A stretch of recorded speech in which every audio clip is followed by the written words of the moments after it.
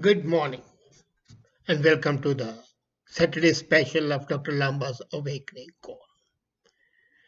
We often hear people say, do not have desires. All the spiritual leaders, the spiritual gurus, all the mystics always say, don't have desire, crush your desire, curb your desire. Nothing can be farther from the reality. Desires provide the engine for evolution and progress. The basis of life is desire. If you have no desire, then you are not living. And that is a sign of vibrating life. You see, Rig Veda of the Hindus is supposed to be the oldest surviving book. And this Rig Veda very clearly states that the universe came into being when it desired so. If there had not been no desire, there would have been no universe. When as when there is no desire, there is no life.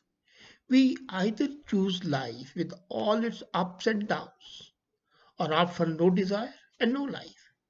The people who live the life ordinarily living and go and become ascetics, even they have a desire to be spiritually important, desire to seek their own self, desire to seek God. They are not something different. And what is desire? Desire is something instinctive. It's an outcome of experience and mind. And the mind is relentlessly seeking experience. So it's a continuous crisscrossing race between experience and the mind. Every time mind seeks desire and experience, out of the experience a new desire is born. And the moment the brain stops receiving a signal, there is no life. The brain craves experiences since the neural pathways have to be formed. And if there is no desire, the neural pathways cannot be formed. The brain is an autonomous organ of human body. And there is a continuous energy and material flowing into it for making and unmaking neural pathways. These neural pathways then form memories, and those memories are the basis of desires. As a matter of fact, if you really look at the issue, desire is nothing but memories. Memories of the past translated into hopes of the future. That's the most important thing. What we experience in our life becomes a part, becomes a base on which the future desires are created. Have you ever imagined that a man who has not experienced happiness would desire happiness? Because that's a base. And the intensity of the desire depends on the intensity of the memory. If a person has been taught all the time, do not desire wealth, he would not desire wealth because his memory, his experience is not that of seeker after wealth. And this is mediated by a strong willpower, a functioning of the strong memories. And when the whole brain becomes focused on one desire, that desire becomes a passion. And passion, is the base of all progress. And that's why I say it's the engine for evolution. Evolution doesn't mean only the change of the species. It also means the growth. And it is a growth. And if you have no desire, you would never grow. The world as a whole is always growing. And that's growing because of the passion of the scientists, passion of the sociologists, historians, economists, and others. And another thing which we often ignore is that The strong emotional memories are like knots.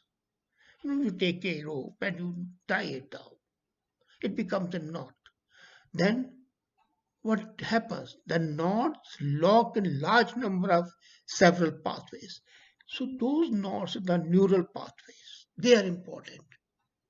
And the strong emotional memories, your love for your siblings, for your parents, love of your spouse, your friendships, and even your enmities, they're deeply ingrained. And that's why if you experience something bad or good, that becomes such a strong fixture in your brain that it's a knot, very difficult to be opened. And a large number of neural pathways are locked into it. And until and unless these pathways are dissolved from that knot, they're taken away from the knot is untied. That helps in the resolute desire to flow and allows the brain to become more powerful and happy. The more knots there are, the more unhappy you would be. You would desire, but the desire would be of a different nature. And the moment you can untie those knots in the brain, the neural pathways, your desires would be of a different nature. As a matter of fact, desires are the expression of your emotive need. It's not only important for the progress, it's important for the progress of human being as well. The most important thing we often forget, and that is my grouse with the so-called leaders, spiritual leaders and the gurus. Happiness is a powerful brain base, and it is when the brain is powerful, is working in full capacity without the encumbrance of the emotional knots, those emotional knots which tie up the neural pathways in the brain. So until and unless those pathways are removed, if you are always thinking about your unhappy past, if your bad experience, how can you be happy? And how can you have a desire? Then the desire would be for revenge only. Only one pathway, but not for progress. I'm not saying that's not there. That's a part of the human nature, human life, but it will not contribute to happiness. So you have got to ensure your brain is working in full capacity without any knots. And if those knots are blocking up, they are blocking up your progress. And one man's progress, let's not forget, is the progress of the whole world. Don't forget, you might be capable of giving a new direction in one discipline in which you specialize. But in case you are tied down by your neural pathways, you cannot see beyond those knots. You are suffering from myopia. How can you have desire to change the world? They say it takes a village to bring up a child. And I say it's up to one child to change the village. It's one child. And if that child happens to be tied on by those knots, that's a tragedy of the human beings. Let's not forget that the yogis' brains, the yogis are the ascetics, Indian ascetics, and this is what Patanjali says, who is the father of yoga, that a brain, yogi's brain, ascetic's brain, is a pure crystal. It reflects clearly the object of perception, but it only reflects. It doesn't dwell on perfection to achieve something. His desire is limited to making the brain clear, but you have got to go further than that. There's one issue which we always forget. When you're working on a computer, if there's something wrong, you delete it. But do you really delete it? It is still there in the cyberspace. But brain doesn't have a delete button, so you cannot remove memories easily.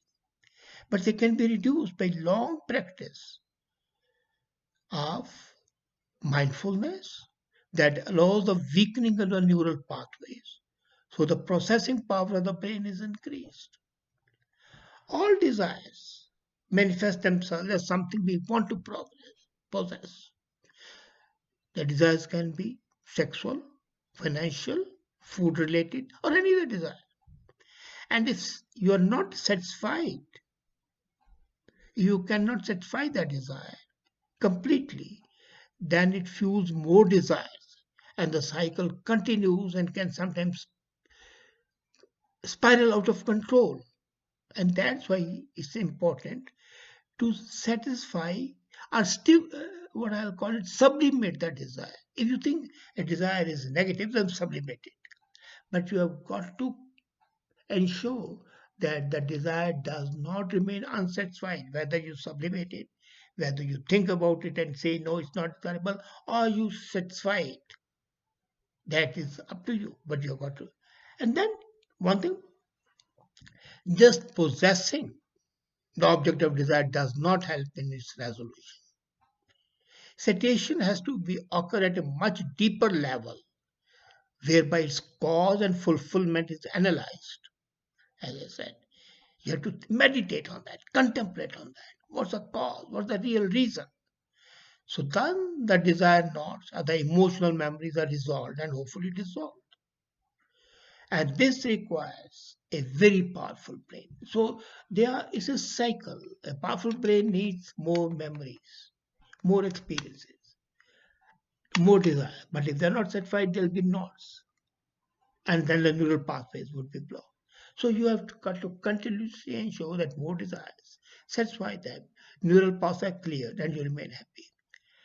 Another way to fulfill a desire is using a virtual reality tool. It allows a real life experience and does not need much energy, materials, and resources. Again, the resolution of desire not this tool requires a powerful mind. If you have a very strong mind, then you can use this virtual reality tool. What I said earlier, sublimate the desires. And these desires, now coming to analogy with the computer, have to be resolved in the brain, but the memories have to be removed from the knowledge space as well. There are two spaces, the temporal space, the thought space, and the knowledge space. Knowledge space does not hinder because it does not create knots and neural pathways. So if you have a computer, you delete something. You have removed it from the computer, but it is still in the cyberspace, and unless you remove from the cyberspace, it can be accessed by others. So the memories of the desires have to be removed from the knowledge space, and then you achieve a sublime comfort. Again, if I quote Patanjali, the father of yoga, he says karmas, memories, desires, when they are resolved, they have no role to play in man's life. And then one achieves nirvana, but there's the end of life. So let's see. Patanjali is very careful when he says that desires, when they end, that's the end of life. The desires are extremely important for life. They provide the engine for evolution and achievement. So you have to decide whether you are an achiever or not. But the desires have to be created by us for higher and nobler things. What I use the word sublimate. They are like camphor, a solid state. So heat them and it becomes a gas. Same as with your desire. You have to sublimate them. And that process of sublimation shall create happy memories, a fulfilling life, and a contentment. And that contentment would make you a better human being, better able to contribute to the progress of yourself, your social circle, your family, and the whole world. Can there be anything better than that? So don't crush your desires. Have desires, fulfill them, sublimate them, and contribute to the growth of the world, growth of the humankind, growth of yourself.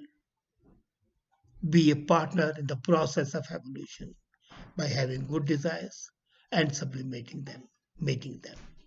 There can be nothing anything better. Think about it. Thank you.